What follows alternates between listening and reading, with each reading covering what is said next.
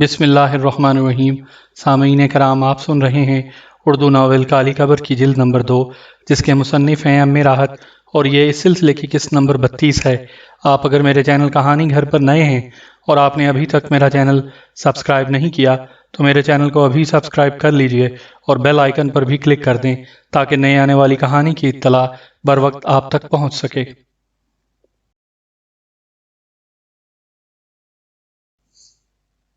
یونس نے کہا، آپ یہ کورس پورا کر لیں، اگر اس سے بھی آپ کی حالت بہتر نہ ہوئی تو پھر یورپ چلیں گے۔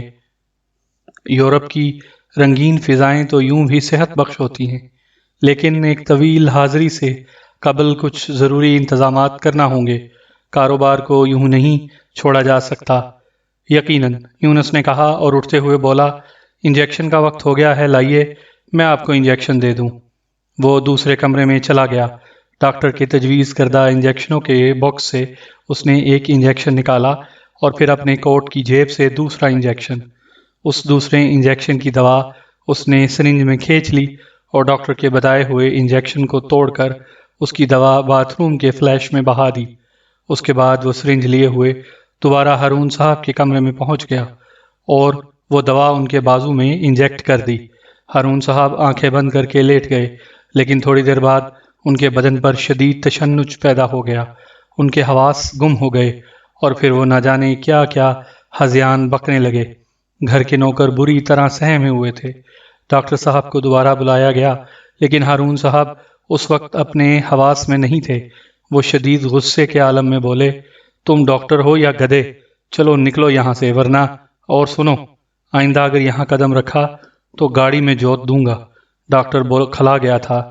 اس نے کچھ کہنے کی کوشش کی تو ہارون صاحب اس کی طرف دوڑے۔ ڈاکٹر پہلے ہی یہاں سے باہر نکل گیا۔ یونس بھی اس کے ساتھ باہر نکل آیا تھا۔ سوری ڈاکٹر صاحب، میں معذرت چاہتا ہوں، لیکن یہ اس وقت، ڈاکٹر نے پریشانی سے کہا، آپ ان کی عادت سے واقف ہیں۔ انہیں آپ کی بات بہت بری لگی تھی۔ اس وقت وہ آپ کو بلانے کے حق میں نہیں تھے۔ ڈاکٹر ہوں، اپنے مریض کے بارے میں سب سے زیادہ جانتا ہوں۔ اگر یہ رویہ جاری رہا تو معاف کیجیے، آپ کو دوسرے ڈاکٹر سے رابطہ کرنا ہوگا۔ میں ان کا علاج جاری نہ رکھ سکوں گا۔ خدا حافظ۔ ڈاکٹر باہر نکل آیا۔ یونس پرسکون نظروں سے اسے جاتے ہوئے دیکھ رہا تھا۔ ہارون صاحب کی حالت بگڑتی چلی گئی۔ اب ان پر وقفے وقفے سے باقاعدہ دورے پڑنے لگے۔ وہ بہت کم ہوش میں رہنے لگے۔ یونس ان کی ضرورت پر اب انہیں شراب مہیا کر دیا کرتا تھا۔ شراب انہیں پرسکون کر دیتی تھی۔ ان کے شناسا ان سے ملنے آتے تو وہ ان سے ملاقات سے انکار کر دیتے تھے۔ ان سے رابطہ یونس رکھتا تھا، چنانچہ کاروباری امور بگڑنے لگے۔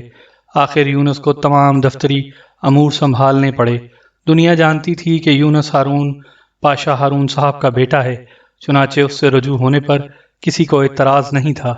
فرید اور یونس نے بڑی خوش اسلوبی سے پورا کاروبار سنبھال لیا۔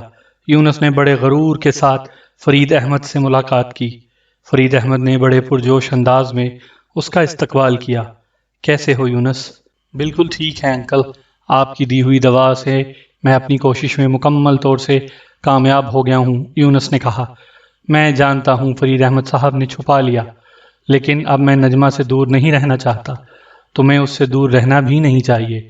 وہ تمہاری بیوی ہے اور میں سمجھتا ہوں اس وقت تمہارے گھر کو اس کی ضرورت ہے۔ مجھے آپ کی مدد کی ضرورت ہے۔ میں تیار ہوں، نجمہ کو فوراً لے جاؤ۔ چلو میں تمہارے ساتھ چلتا ہوں۔ فرید احمد صاحب اٹھ گئے اور وہ دونوں ساتھ چل پڑے۔ یونس کی شاندار قیمتی کار نجمہ کے فلیٹ پر پہنچی اور دونوں نکل کر فلیٹ کی طرف چل پڑے۔ دروازہ کھلا ہوا تھا۔ دستک دیکھ کر جب وہ اندر داخل ہوئے تو دو خواتین نجمہ کے پاس بیٹھی ہوئی تھیں۔ نجمہ نے ان دونوں سے ان کا تعارف کرتے ہوئے کہا، اوہو فضیلہ خالہ، یونس آ گئے۔ یونس، یہ فضیلہ خالہ ہیں اور یہ ان کی ننند تسنیم خالہ۔ یہ یونس ہیں میرے شوہر اور یہ میرے چچا جی۔ سادہ لو خواتین شرمانے لگیں، پھر انہوں نے اجازت مانگ لی۔ ان کے جانے کے بعد یونس نے کہا، اچانک نمودار ہونے والی خالہ کو میں نہیں جانتا، بس یوں ہی شناسا ہیں۔ بڑی مشکل سے گھر تلاش کر کے ملنے آ گئی تھی، دوبارہ آنے کے لیے کہہ گئی ہیں۔ چلو، ان کی یہ دھمکی تمہیں کوئی نقصان نہیں پہنچائے گی۔ دھمکی؟ ہاں، دوبارہ آنے کی دھمکی۔ میں سمجھی نہیں۔ مطلب یہ کہ جب وہ دوبارہ یہاں آئیں گی تو انہیں اس فلیٹ میں تالا پڑا ہوا ملے گا، یونس نے مسکراتے ہوئے کہا۔ کیوں؟ نجمہ حیرت سے بولی۔ اس لیے کہ تم یہاں نہیں ہوگی۔ افسوس، میں اب بھی نہیں سمجھی۔ مطلب یہ کہ اب آپ کو سسرال سدھارنا ہے۔ میں آپ کو لینے آیا ہوں۔ ہاں نجمہ، تیاریاں کرو، تمہاری ذمہ داریوں نے تمہیں آواز دے دی۔ اتنی بڑی کوٹھی، بیمار سسر، اس کے علاوہ میں باہر جانے سے قبل تمہیں تمہارے گھر میں آباد دیکھنا چاہتا ہوں۔ آپ کہیں باہر جا رہے ہیں انکل؟ یہ بات تو میرے علم میں بھی نہیں ہے۔ ہاں، شاید بہت جلد، مشرق وسطیٰ۔ دورہ مختصر ہوگا۔ نجمہ ان کی ہدایات سمجھ گئی تھی، اس لیے وہ تیاریاں کرنے لگی۔ ویسے یونس میاں، نوکروں وغیرہ کو تو نجمہ کے بارے میں معلومات ہوں گی۔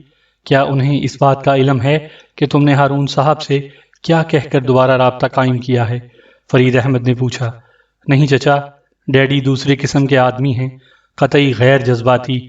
وہ نوکروں کو صرف نوکر سمجھتے ہیں اور ذاتی معاملات میں کبھی شامل نہیں کرتے۔ گڈ، چلو ہارون کی کوئی خوبی تو تمہارے کام آئی۔ میں نے البتہ انہیں خود سے واقف رکھا ہے۔ وہ سب یہ جانتے ہیں کہ میں نے اپنی پسند کی شادی کی تھی، اس لیے ڈیڈی مجھ سے ناراض ہو گئے تھے، لیکن اب وہ اس بات پر آمادہ ہیں کہ میں اپنی بیوی کو اس کوٹھی میں لے آؤں۔ خوب، لوہے کو واقعی لوہا ہی کاٹتا ہے، فرید احمد نے مسکراتے ہوئے کہا۔ ہارون صاحب کو اب صرف کوٹھی کے ایک حصے میں محصور کر دیا گیا تھا۔ وہ نیم پاگل ہو چکے تھے۔ چند ملازم ان کی خدمت پر مامور تھے، ان کے لیے ہر آسائش مہیا تھی، لیکن انہیں کوٹھی کے دوسرے حصے میں آنے کی اجازت ہرگز نہیں تھی، اور اس بات پر سختی سے عمل ہوتا تھا۔ اکثر جب وہ دورے کی حالت میں ہوتے اور خود پر غور کرتے تو ان پر جنون طاری ہونے لگتا۔ اپنی بے بسی پر وہ سر کے بال نوچنے لگتے تھے۔ ساری زندگی حکمراں رہے تھے، جو دل چاہا کیا تھا، سینکڑوں انسانوں سے زندگی چھین چکے تھے، بے شمار ان کے سامنے بے بسی سے ناک رگڑ رگڑ کر مر چکے تھے، لیکن آج وہ خود بے بس تھے اور یہ بے بسی ان سے برداشت نہیں ہوتی تھی۔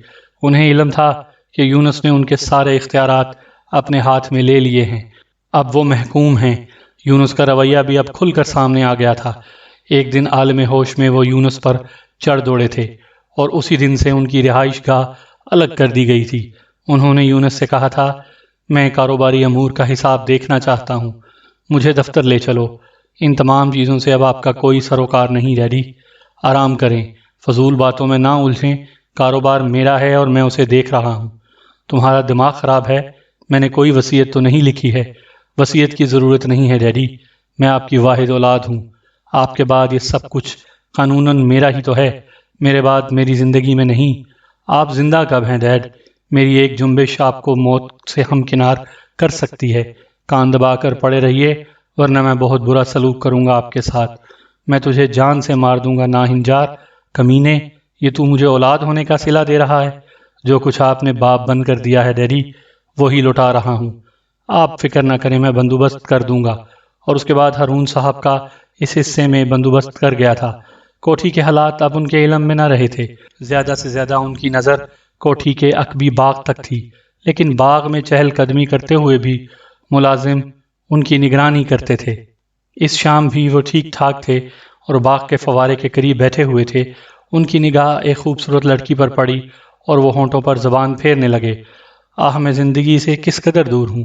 یہ حسین پیکر جو میرے گرد منڈلاتے رہتے تھے، اب انہیں دیکھنے کے لیے آنکھیں ترستی ہیں۔ وہ اٹھے اور لڑکی کے قریب پہنچ گئے۔ خوبصورت لڑکی عجیب سی نگاہوں سے ہارون صاحب کو دیکھ رہی تھی۔ دفعتاً ہارون صاحب کو محسوس ہوا جیسے اس لڑکی کی شکل جانی پہچانی سی ہو۔ انہوں نے بہت قریب جا کر قریب سے اسے دیکھا۔ ممکن ہے کبھی وہ ان کی تنہائیوں کی شریک رہی ہو۔ کون ہے وہ؟ ہیلو، وہ مسکرا کر بولے۔ ہالو ہارون صاحب، کیسے مزاج ہیں آپ کے؟ کون ہو تم؟ میں نے پہلے بھی تمہیں دیکھا ہے۔ یونس کی دوست ہو؟ اس کے پاس آئی ہو؟ پہچانیے ہارون صاحب، ورنہ تسلیم کیجئے کہ آپ مکمل طور پر پاگل ہو گئے ہیں، وہ زہریلے لہجے میں بولی، اور ہارون صاحب غصے سے سرخ ہو گئے۔ تم میری کوٹھی میں آ کر مجھ سے بدتمیزی کر رہی ہو، اس کا نتیجہ جانتی ہو؟ آپ کی کوٹھی ہارون صاحب؟ آپ واقعی پاگل ہو گئے ہیں۔ اب یہ آپ کی کوٹھی کہاں رہی ہے؟ پہلے واقعی آپ لوگوں کو سزا دیتے تھے، لیکن اب تو آپ ان تمام سزاؤں کی سزا بھگت رہے ہیں۔ آپ کی بینائی، آپ کی یادداشت بوڑھی ہو چکی ہے۔ آپ مجھے نہیں پہچانتے، غور کریں، میں نجمہ ہوں، آپ کے دفتر میں ملازمت کرنے آئی تھی۔ 1000 روپے دے کر آپ نے میری عزت خریدنے کی کوشش کی تھی، اور جب میں نے آپ کے منہ پر تھوک دیا تو آپ نے اپنے تمام اختیارات سے کام لے کر مجھے 1 سال کے لیے جیل بھجوا دیا تھا۔ کیا آپ کی یادداشت ساتھ دیتی ہے؟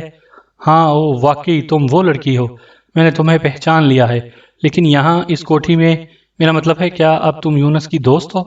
بہت گہری دوست، زندگی بھر کی دوست، میں اس کی بیوی ہوں، نجمہ نے مسکراتے ہوئے کہا، اور ہارون صاحب پر جیسے بجلی گر پڑی۔ بیوی؟ وہ دیوانہ وار چیخنے لگے۔ ہاں بیوی، میں اس کی بیوی ہوں۔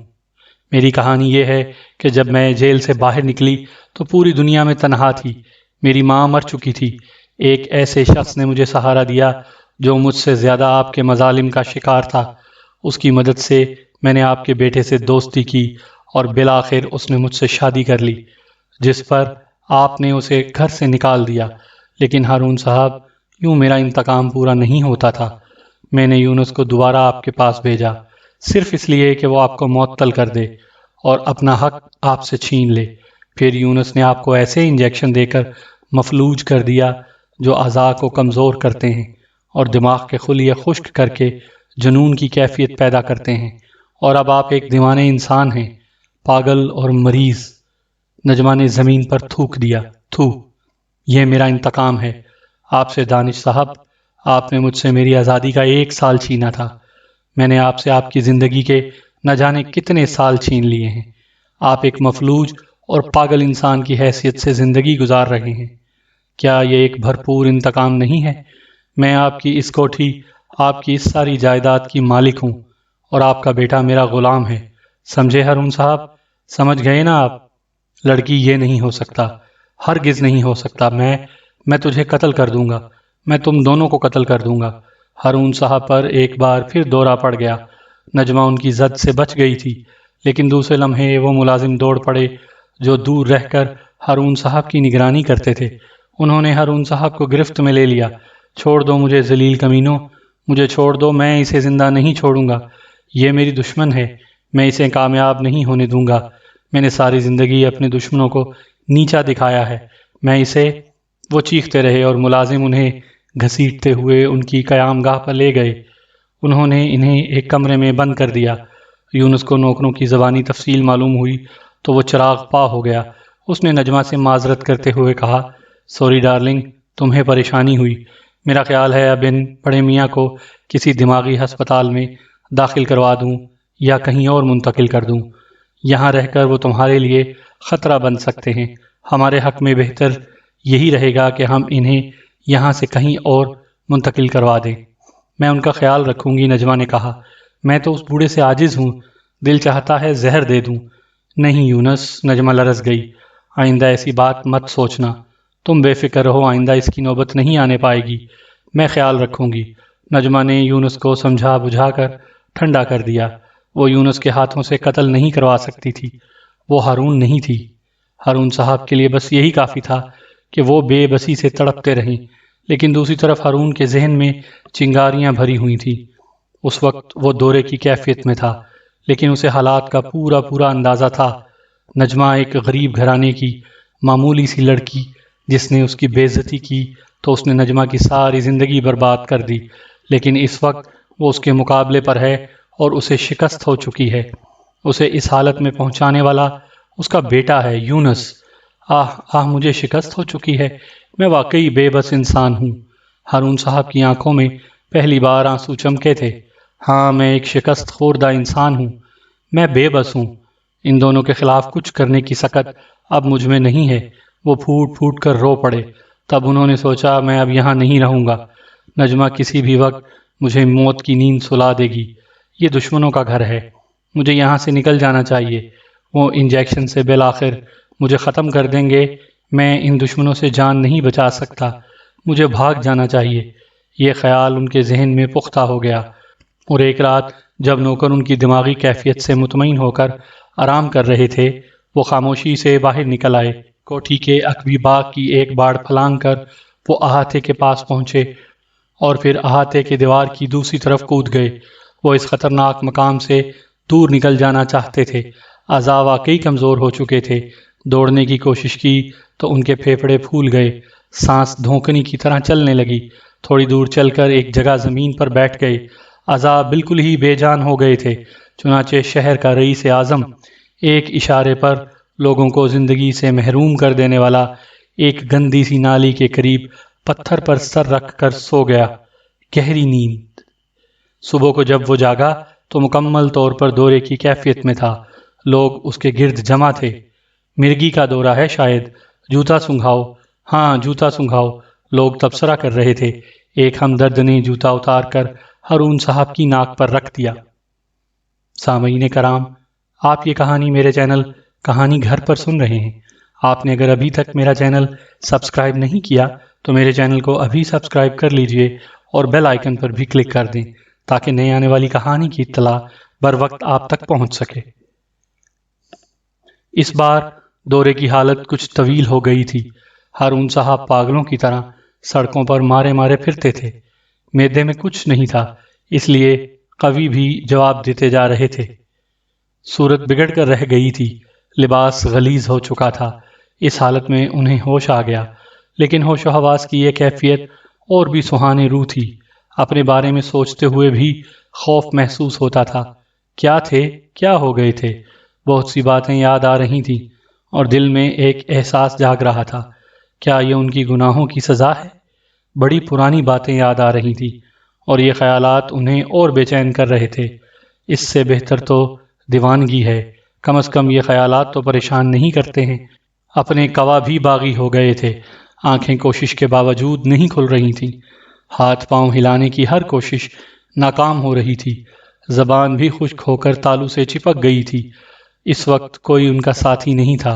بھوک کی شدت نے ایک بار پھر غشی طاری کر دی، لیکن یہ غشی کسی تکلیف سے دور ہوئی تھی۔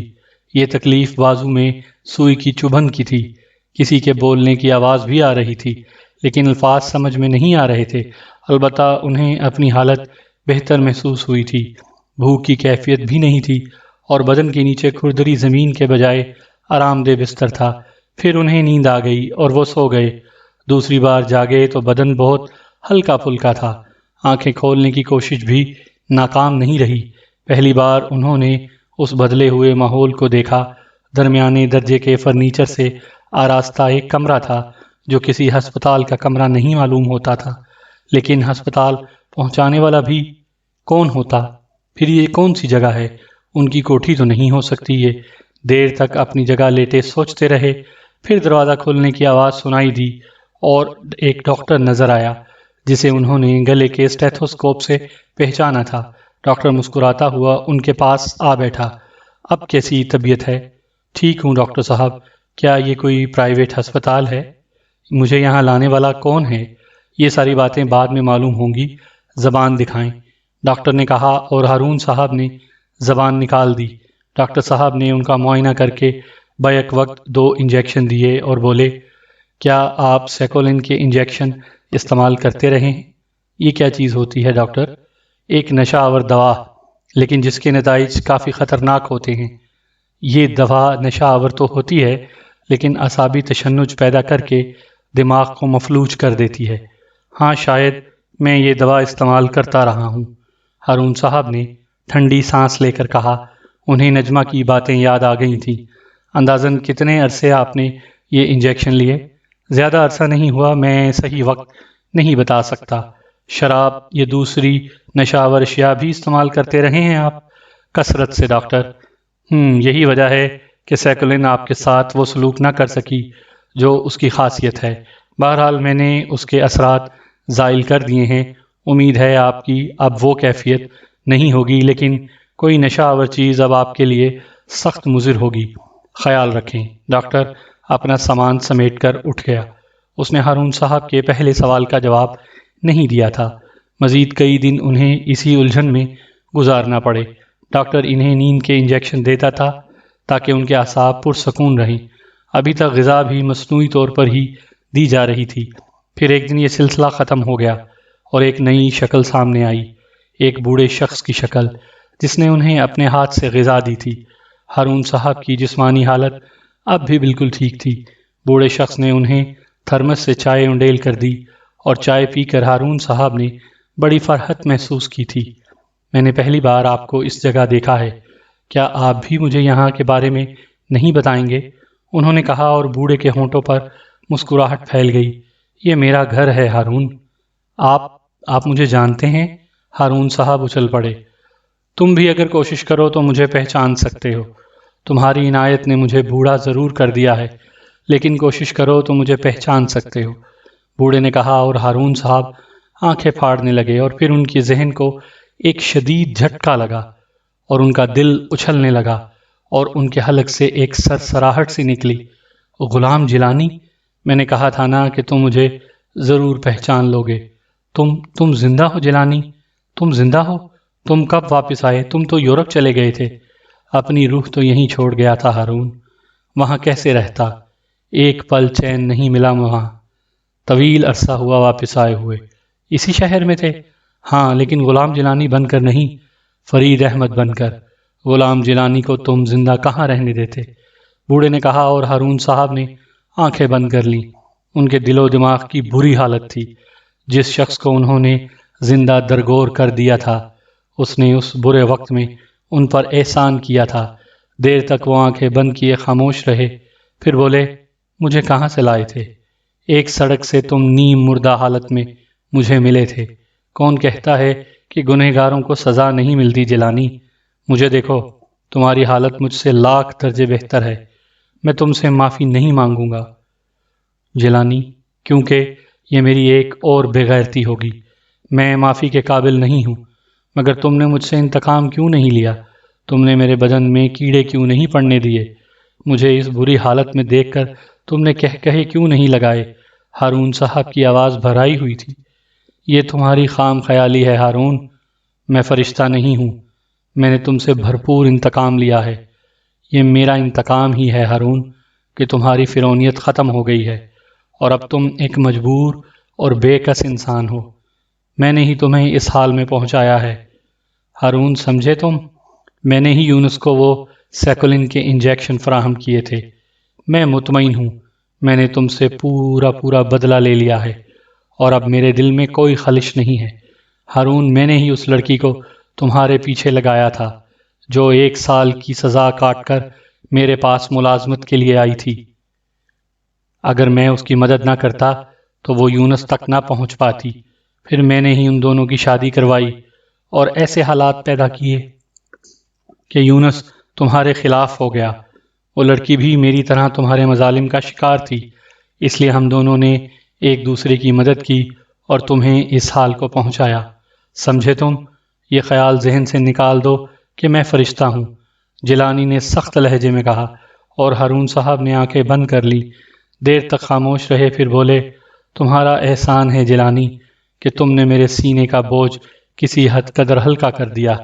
میں اسی قابل تھا، لیکن مجھے اس حال میں پہنچانے کے بعد تم نے میری موت کا تماشا کیوں نہیں دیکھا؟ میری سزا کیوں نہیں پوری ہونے دی؟ اس لیے ہارون کہ ان ساری باتوں کے باوجود میں انسان ہوں۔ انسانیت کی یہ تذلیل میرے ہی ہاتھوں ہوئی تھی۔ اس سے زیادہ میں برداشت نہیں کر سکا۔ میرا انتقام پورا ہو چکا تھا۔ سڑکوں پر گھسٹتے ہوئے ہارون کو میں نے بہرحال معاف کر دیا۔ اب میرے تمہارے درمیان کوئی قرض باقی نہیں۔ ہاں ہارون، اگر آخرت کے لیے کچھ کرنا چاہتے ہو اور اگر مجھ پر کیے گئے مظالم کا احساس کر کے ایک فرض انسانی پورا کرنے کا خیال دل میں آئے تو مجھ پر ایک احسان کرو۔ ہمارا پرانا حساب ختم ہو چکا ہے ہارون، آؤ نیا حساب کتاب شروع کریں، ایک نیا کھاتہ کھولیں۔ خدا کے لیے مجھے میری بیٹی سے ملا دو، مجھے ان کا پتہ بتا دو، وہ کہاں گئی ہیں؟ کیا تم نے انہیں قتل کر دیا؟ جیلانی کی آنکھوں سے آنسو ٹپکنے لگے اور ہارون صاحب نے شدت جذبات سے کانپتے ہاتھوں سے جیلانی کے ہاتھ تھام لیے۔ خدا کے لیے جیلانی، میرے دوست، آنسو پوچھ لو، میں اب آنسو برداشت نہیں کر سکتا۔ تمہاری عظمت ہے کہ تم نے مجھے معاف کر دیا، میں اس قابل نہیں ہوں جیلانی۔ میں نے جو کچھ کیا ہے اس کے بدلے میں تم نے کچھ بھی نہیں کیا، لیکن تمہاری عظمت ہے کہ تم نے مجھے اتنی جلدی معاف کر کے انسانیت کا مظاہرہ کیا ہے جیلانی۔ میرے جرم کی داستان یوں ہے کہ بھابھی کو ہمارے درمیان ہونے والی چپکلش کا کوئی علم نہیں تھا۔ جب مجھے تم سے خطرہ محسوس ہوا تو میں بھابھی کے پاس پہنچ گیا۔ میں نے ان سے کہا کہ غلام جیلانی قتل کے مقدمے میں پھنس گیا ہے، اس نے 2 افراد کا قتل کر دیا ہے اور روپوش ہو گیا ہے۔ پولیس اس کی بیوی اور بیٹی کی گرفتاری کی تیاری کر رہی ہے۔ چنانچہ جیلانی کی ہدایت پر میں انہیں یہاں سے فوراً کہیں چلے جانا چاہیے۔ اس طرح میں انہیں تیار کر کے حیدرآباد لے گیا۔ وہاں میں نے ایک مکان حاصل کر کے ایک بڑی رقم دی اور یہ کہہ کر کہ وہ بالکل روپوش رہیں اور کسی سے ملنا جلنا نہ رکھیں اور خاموشی سے وقت گزارتی رہیں۔ بھابھی نے میری بات مان لی تھی۔ ان سے مطمئن ہو کر میں واپس آ گیا اور یہاں میرے اور تمہارے درمیان چپکلش چلتی رہی۔ میں ان کے ذریعے تم سے وہ کاغذات حاصل کرنا چاہتا تھا اور میں نے وہ سب کچھ حاصل کر لیا، لیکن تمہاری زبان بند رکھنے کا ذریعہ بھی وہی دونوں تھیں، اس لیے میں نے تمہیں ان تک پہنچنے نہیں دیا۔ اس کے بعد میں زخمی ہو گیا، تمہیں جیل ہو گئی۔ تندرست ہونے کے بعد بھی میں خوف زدہ تھا، کیونکہ بھابھی قانون کے سامنے پیش ہو سکتی تھیں۔ چنانچہ میں دوبارہ ان کے پاس گیا اور میں نے انہیں تمہاری موت کی خبر سنائی۔ میں نے کہا کہ تم پولیس سے مقابلہ کرتے ہوئے مارے گئے ہو، لیکن پولیس کو اب بھی جیلانی کی بیوی اور بیٹی کی تلاش ہے۔ میں نے انہیں 25,000 روپے دیے اور کہا اب وہ باقی زندگی یہیں گزار دیں اور ممکن ہو تو اپنا نام ہی بدل لیں۔ اس کے بعد جیلانی، اس کے بعد میں نے ان کی کبھی خبر نہیں لی۔ مجھے نہیں معلوم پھر کیا ہوا۔ کیا تمہیں حیدرآباد کا وہ مکان یاد ہے ہارون؟ جیلانی کی آنکھوں میں امید کے چراغ روشن ہو گئے۔ تم حیدرآباد چلنے کی تیاری کرو جیلانی، ممکن ہے خدا مجھے اس آخری وقت میں سرخرو کرے۔ جاؤ جیلانی، تیاری کرو، جلدی کرو، میں تمہاری صحت یابی کا انتظار کر لوں گا۔ ہارون، ابھی تمہیں خدا کا واسطہ جیلانی، جلدی کرو، میں بالکل ٹھیک ہوں، جلدی کرو، اب ایک لمحہ بھی ضائع کرنا مناسب نہیں ہے۔ جاؤ جیلانی، اٹھ جاؤ۔ اس کے بعد وہ ایک لمحے کے لیے بولتے بولتے رک گیا۔ سونو اس کہانی کو بڑی دلچسپی سے سن رہی تھی۔ اس کی خاموشی اسے بڑی ناگوار گزری اور اس نے کہا آگے کیا ہوا مسٹر محسن؟ پلیز مجھے بتائیے۔ محسن کے ہونٹوں پر بھی کسی مسکراہٹ پھیل گئی۔ اس نے کہا بس کچھ کہانیوں کا نامکمل رہ جانا ہی بہتر ہوتا ہے۔ جو کچھ ہوا کافی حد تک بہتر ہوا، لیکن اس کے کچھ پہلو ایسے بھی ہیں جنہیں تشنگی کا شکار رہنا چاہیے۔ میں تمہیں بتاؤں سونو، تشنگی کا اپنا ایک مقام ہے، اور اگر ہر چیز اپنے طور پر مکمل کر لیں تو آپ یقین کریں کہ تکمیل کا لفظ ناگوار گزرنے لگے۔ سونو محسن کو دیکھنے لگی۔ اسے یوں محسوس ہوا تھا جیسے کوئی ایسا عمل ہوا ہے جس نے محسن کو آگے کی کہانی سنانے سے روک دیا ہے، کوئی ایسی بات جسے وہ اپنے لفظوں میں بیان نہ کرنا چاہتا ہو۔ نہ جانے کیوں ایک لمحے کے لیے سونو کے چہرے پر اداسی کی ایک لکیر دوڑ سی گئی۔ محسن نے اسے محسوس کیا اور بدستور پھیکی سی مسکراہٹ کے ساتھ بولا ہاں، بس اتنا کہہ دینا کافی ہے کہ میں نجمہ ہی کا بیٹا ہوں۔ کیا ہوا، کس طرح ہوا، اسے جانے دو۔ بہت سی دکھ بھری داستانیں اس میں شامل ہو جاتی ہیں۔ میں نجمہ کی اولاد ہوں اور نجمہ اب اس دنیا میں نہیں ہے۔ ہاں، اس سے آگے کہانی میری شروع ہو جاتی ہے۔